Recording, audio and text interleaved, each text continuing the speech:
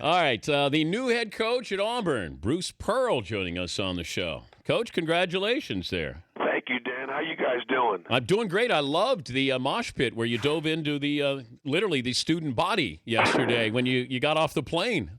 Man, it was crazy. I mean, I got off the plane. There looked like about 500 students down there at the airport, and they say it's Auburn family, and they showed a lot of love. And I don't know why I decided to just get up and jump up and down, but it seemed like the right thing to do at the right time. Why Auburn? They've done it in everything, Dan. They won a national championship in football in 2010. They've been successful in so many other sports, and they haven't been in the tournament in 10 years in men's basketball.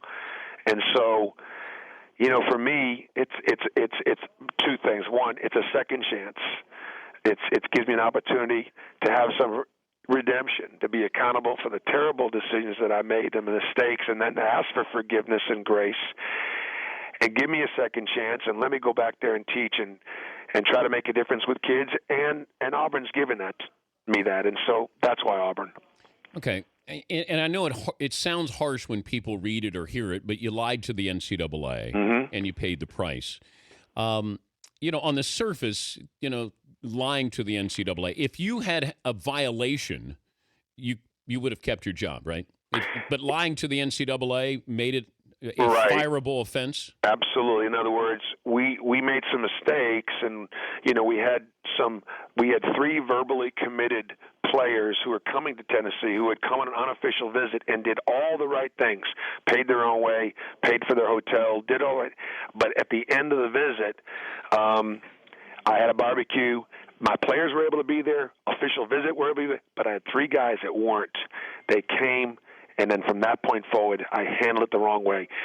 Rather than just turning it in as a secondary violation and dealing with it, I just ignored it. And then when asked about it, I lied about it. And as a result, I lost my job and almost lost my career. So it's an incredible lesson to learn.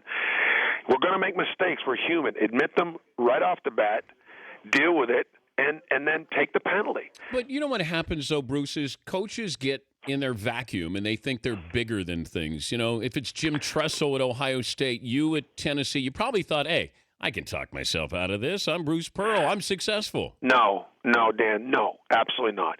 We get in situations every day where we have to make decisions, and we can handle this. Jim Tressel, guys get a tattoo. Okay, what do we do as a coach when a guy gets an extra benefit? His ass is up at 6 o'clock in the morning, and we're running till he pukes. And then we're telling the rest of the team, listen to what this guy did. He almost jeopardized He jeopardized his eligibility. But then the next question is, do you do the next thing? And do you call the NCAA and say, hey, I want some more penalty? Or do you just manage it? And that's what I did. I managed it. Well, I didn't take it to the next step. It's not about being Bruce Pearl or being Jim Tressel. It's about trying to manage the situation, and given the rules, you can't do that. You've got to self-report it. He's Bruce Pearl, the Auburn head coach, joining us, Dan Patrick Show. Basketball at a football school. How and you had to juggle this at Tennessee, where there was the Tennessee football program, then the Tennessee women's basketball program, right, and then you guys. So now you just have to deal with Auburn football. How important is it for Gus Malzahn to buy into you and the basketball program? Well, he's not going to buy in by what I say, and obviously I say a lot. He's going to buy in to what he sees, and he'll make his own choice decisions and evaluations. He's got the best coaching staff in college football. He's brilliant. I'm not saying that because I'm at Auburn now. Anybody can watch him in a football game and go, that's a mismatch. I mean, it's just a mismatch on the sidelines. So there's a ridiculous standard that I don't even think I can begin to approach. But we will do certain things to earn his respect. He's going to support us. He was at the yesterday. I went and saw him during spring practice. He came to the rally and the press conference with his family.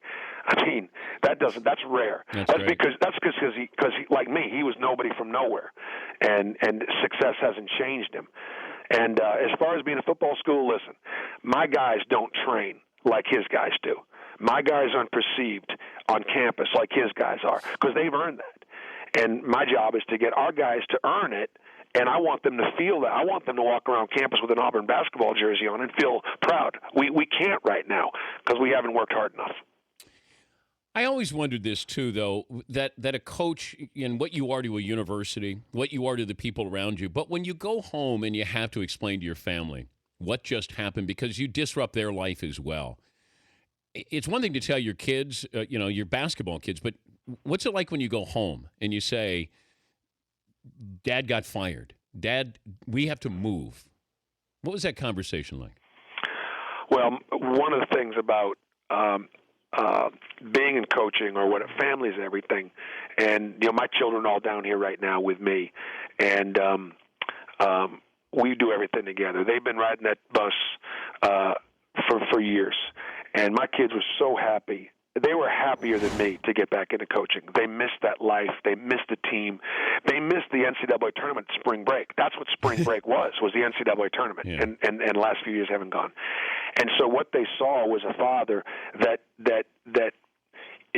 again, apologized to them, asked for their forgiveness and grace. And you know what? They felt they weren't mad at me. I don't know that they were disappointed. I was more disappointed in myself than they were in me. And they just saw how devastating. But then what they saw me become the vice president of a $4 billion company and take a real job. Then they saw me go on ESPN and try to be an analyst and really work at it to try to teach the game and bring the game to our viewers and to our listeners. And they didn't see me look back and feel sorry for myself. And you know what? 3 years later, I'm back in coaching. It's awesome. No, it's great. And so, yeah, I'm blessed, Dan. But I didn't. They didn't see me. They saw me be accountable and asked for forgiveness, but then move forward. It's time to move forward, and that's what we did. Are you sitting at the reception desk? I am. I'm at my reception. I have not even been in my office. This is my first moment in my office, and I'm at the reception. This is awesome. It's pretty comfortable. I full disclosure, when Bruce was looking for a job at the mothership, he reached out, wanted to know if I could help him at ESPN. You quickly realized that I couldn't help you at ESPN get a job. I think you were surprised. I said, Bruce, I can't. You have a better chance getting a job there than I do. Oh, man, stop. Hey, listen, man, I've been there. Hey, pictures are still up on the wall. And, hey, what I did at Tennessee lives forever. What you did at ESPN, it lives forever. And no, I've been your guest before, and we've always kept it 100%. And so I thought that you. You're choosing your words carefully. I'm here. choosing my words carefully. Yes. Hey, I can't wait for Auburn at Tennessee. Well, you know what? That's going to be hard because you know what? I'm the former coach at University of Tennessee, and I'm really proud of that. And I think it'll be a great reception because we did really, really special things there. And I'm excited about being at Auburn and we had 3 teams in the NCAA tournament in the SEC. We had 3 teams.